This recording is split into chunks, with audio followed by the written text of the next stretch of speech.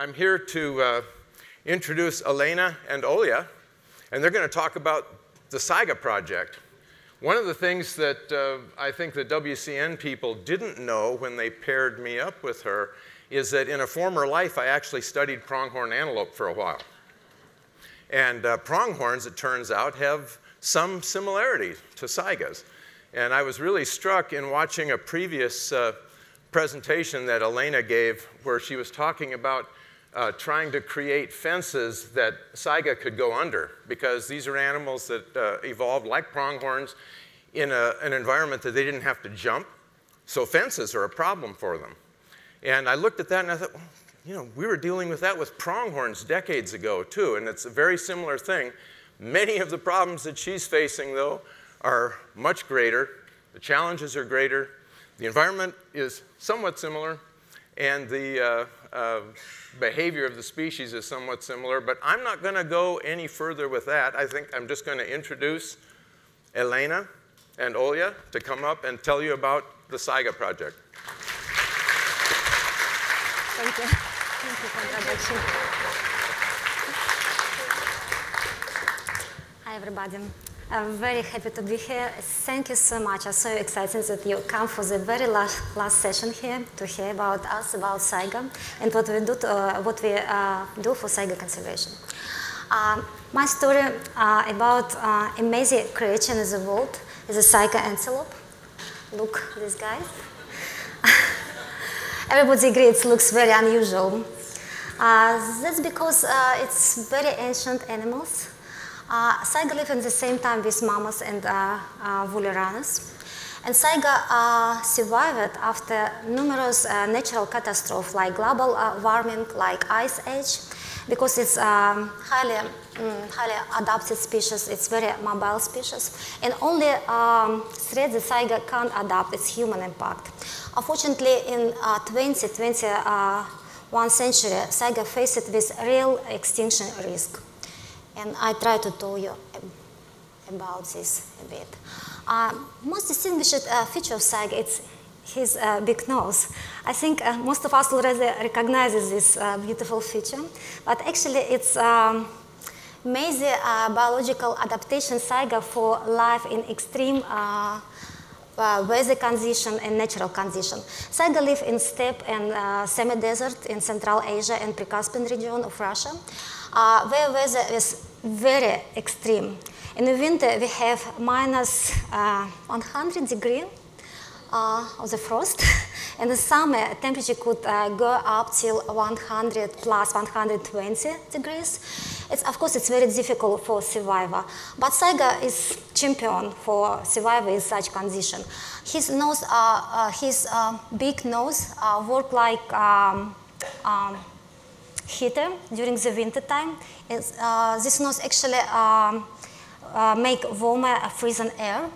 And in the summertime, Saiga nose work like filter, like vacuum, and he completely make dusty air very clean. Now, at past, this is area of past area of Saiga. This area was extended from British Island to American Alaska. But unfortunately now, Saiga range decreased a lot. Now we have Saiga only in central region of Asian country and Russia. There are 5 countries that have Saiga at this moment. These are Russia, Kazakhstan, Mongolia, Turkmenistan, and my country, Uzbekistan. Maybe biggest challenge for all of us who are involved in Saiga conservation is transboundary aspect. Saiga is a transboundary migrant. Saiga move through the country border around the year. And very difficult for us make a general solution for the Saiga protection in different countries. It's sometimes our government have some misunderstanding. Sometimes very difficult to collect necessary resource for Saiga protection. Exchange. Saiga, as I already let you know, Saiga live in desert and steppe. It's huge grassland that covered the biggest part of Eurasian continent. Saiga is a major component of steppe ecosystem. And other element of steppe ecosystem, very strong connected with Saiga. Unfortunately, after decreasing Saiga number, we faced with decreasing number of Saiga predators. First of all, it's wolf and raptors. And also, we could observe a degradation of natural pastures because many species of plants were used by Saiga started declining too. You can see small dots on the top image. It's our personal observation. It's a herd of Saiga. This herd were observed in distance 200 meters. It was amazing for us. I assume for you just black dots, but to do this possible, it's many people who work at protected area where we traveled day by the day, make very huge and risky job to fight with poachers to control this territory after the poachers. What is main reason for Saiga killing? Unfortunately, these horns. Only Saiga males have horns.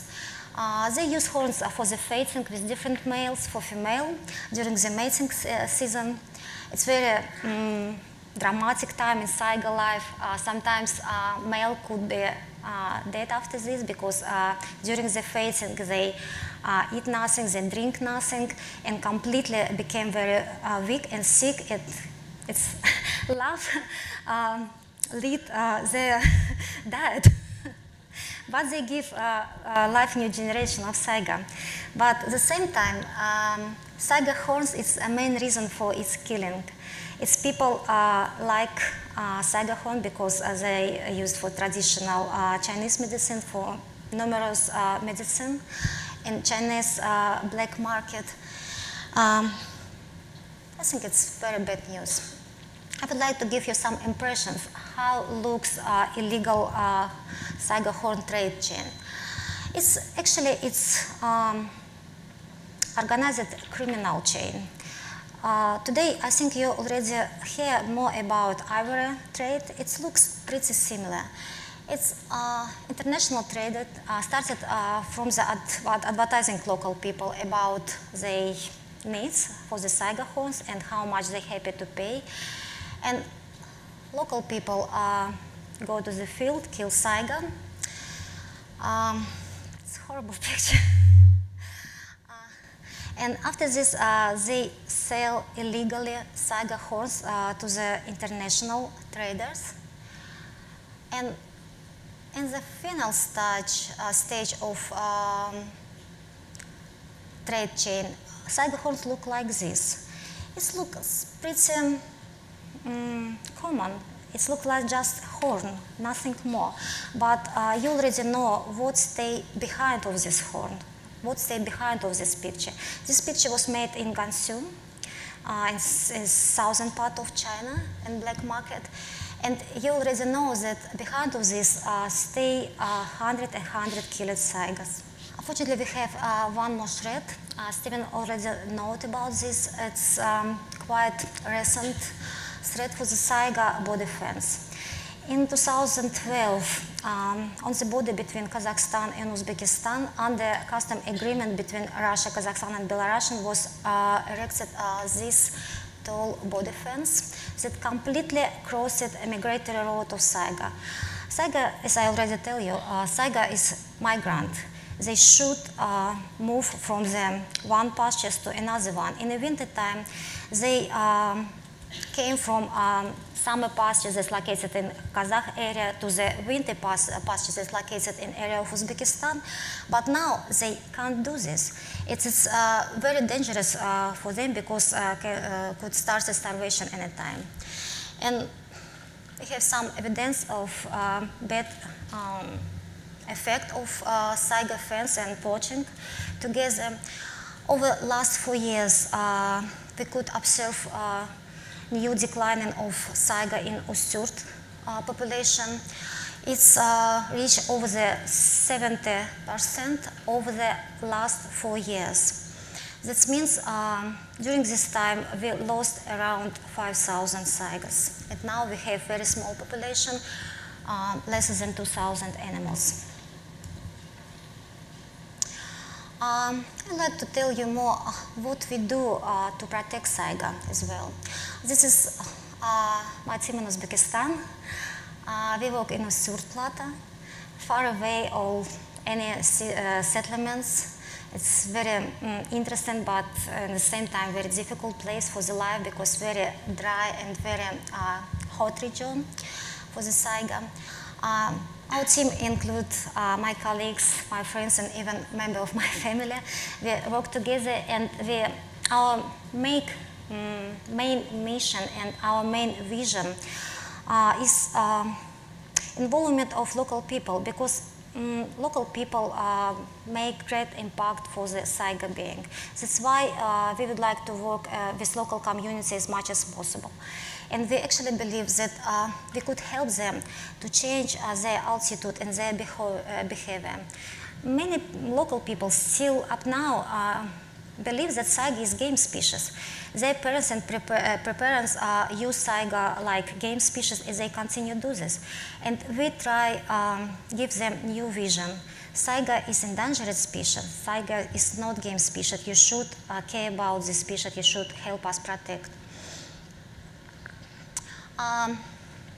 One of our programs targeted for the jobless men. These two guys, name of one of this is Konstantin, another guy is Hamza. They both live in a very remote, small village in Osturplata. They both was involved at past in illegal hunting. But now, thank to God, they stopped this activity. They are very strong involved under our participatory monitoring program. They help us to make Saiga censusing in Osturplata. Just a week ago, before my coming here, the guys called me and asked where we will start our next round Saiga account in Osturt. And I think when I come back, we will start. So one more part of our monitoring program is camera trapping. It's very exciting to use this new technology. We started use this last year after coming to us James Sanderson. I assume many of us know this guy. He trained us for using camera traps. He inspired us for using this technology, and we're very excited to use this in our monitoring program. We use camera not only for the Saiga, we use also camera traps for observation in other endangered species that inhabited in Osturt. For instance, in this image you can see goat-red gazelle. It's one more vulnerable species of ungulates that share with Saiga habitats. I have very good news. I think it's a critical point for Saiga now, especially in Osturt, it's improvement of territorial protection. And now we're very close to designation of protected area. Name of this protected area is Saigachi Reserve. It's biggest protected area in Uzbekistan. Its area of Saigachi Reserve is around 1 million hectares. And I very hope that next year this area will be established at last, but we already started proactive activity to help improve capacity of this protected area. This year we organized expedition for them collected water samples. Why we did this? It's absolutely waterless place that have not open source of water at all. In mid of summer, all water source completely dry, and we think that it's very important, critically important for the Saiga and other wildlife to organize protected watering place. That's why we collected water samples, and we try to give recommendation to our government for organizing such kind of watering place. Also, we care about rangers who will work in this area. That's why we would like give recommendation about improvement quality of drinking water. This is critical issue because without water, you understand, it's impossible working in desert. One of our favorite program is educational one. Long time ago, we started our educational program targeted for the local people and local children. And now we piloted network of STEP wildlife clubs. It's a pretty unique network of youth club. We call this STEP because we would like to make stress that this club work in STEP region where Saiga inhabit. And now it's international program. We work in area of 3 countries. It's Kazakhstan, Uzbekistan, and Russia. And now we have 9 STEP wildlife clubs that work very actively. Our children, most of them is teenagers, 12, 15 years old. They participate in environmental events. They participate in environmental education very actively. They involve in their activity junior students. They involve in their activity their parents and oldest members of their community. And one of such kind of events is our top event, Saiga Day, that we organize every year, every spring. This is a beautiful celebration that became international. All Saiga countries involved in celebration Saiga Day.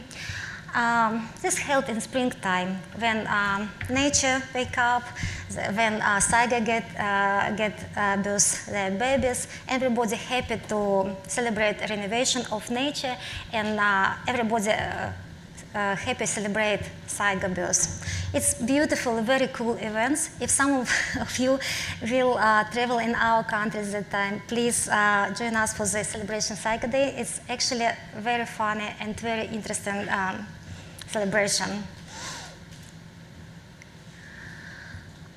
For our educational activity, we try to use different language to be more understandable for different age group. For instance, several last year we used language of animation.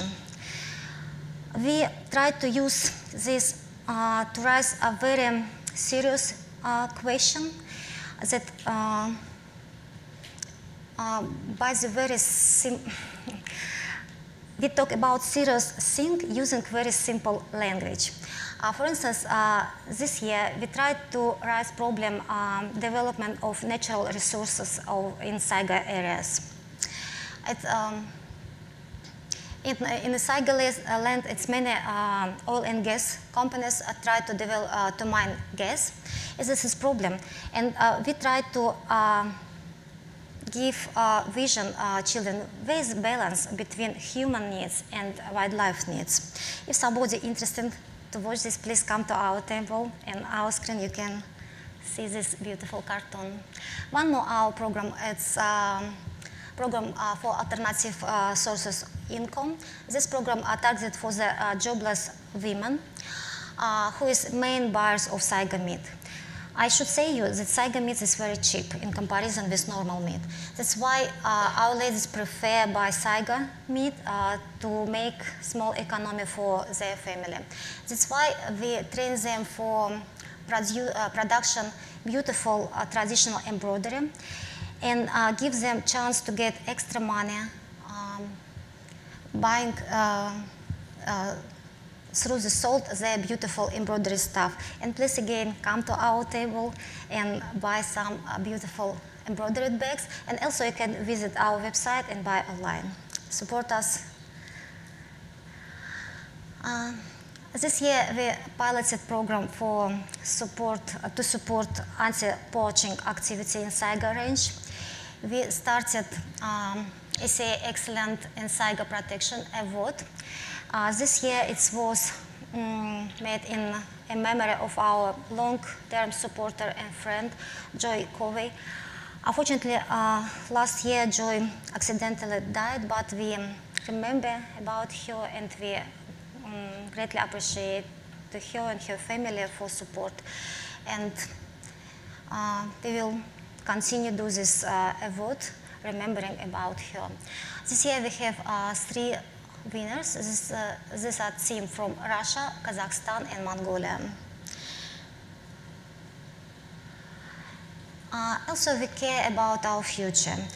we think who will come after us, who will involve it in Saiga conservation after us. That's why we organized Young Conservation Leaders Award.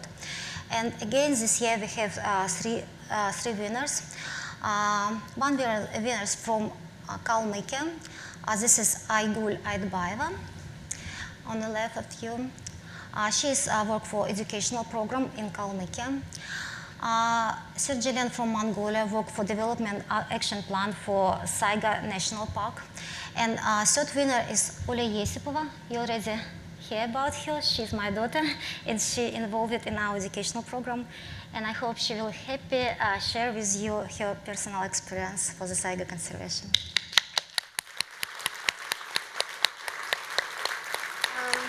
Thank you, Mom. Yes, thank you. Okay, hello everyone. It's a pleasure to be here today, and thank you that you made it to the last session. I know you're all tired, but I'll make it quick.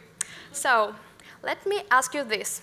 Who knows what Ice Bucket Challenge is? Please, raise your hand. Ice Bucket Challenge? Anyone? You know. Cool. Yeah, almost all of you know. Cool. So we made an interpretation of Ice Bucket Challenge, which is Sand Bucket Challenge. Why we do Sand Bucket Challenge? This is because Saiga lives in a desert. There are plenty of sand, but no water. So in order to support Saiga and raise some donation, we do Sand Bucket Challenge. So let me show you.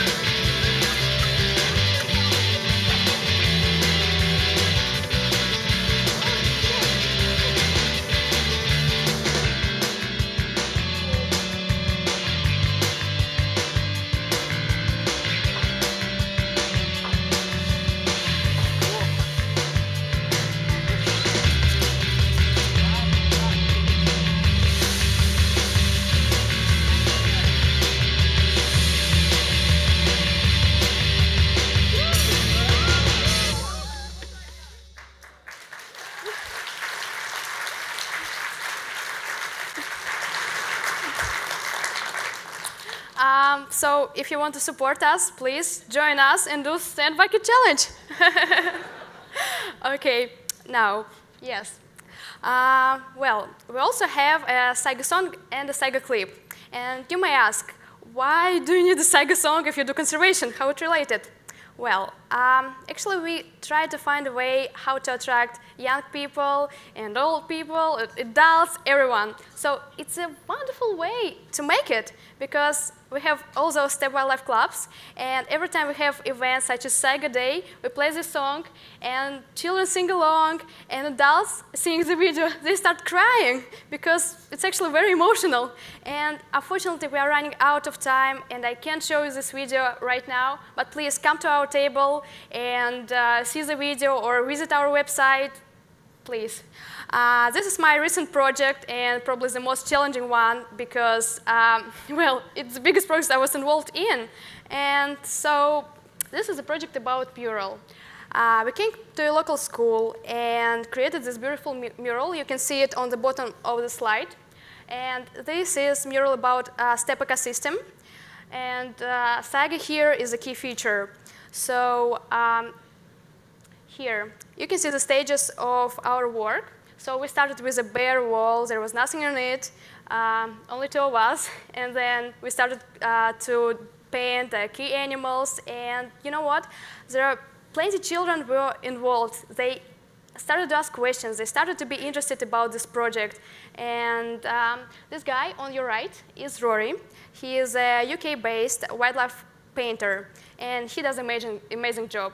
I was assisting him with the painting and with translation because he speaks English and not all of the children understand it. So here you can see many children took part. They really loved it. And you know, this project, it changed their minds because they started to ask questions about Saiga. They started to be interested in their steppe ecosystem. And many of them didn't know that they have so many interesting species in their region. But after this project, they know. And at the end, even my mom joined us, and she was painting with us. And that was amazing. And you know, it's better to show you rather than talk about it, so please enjoy.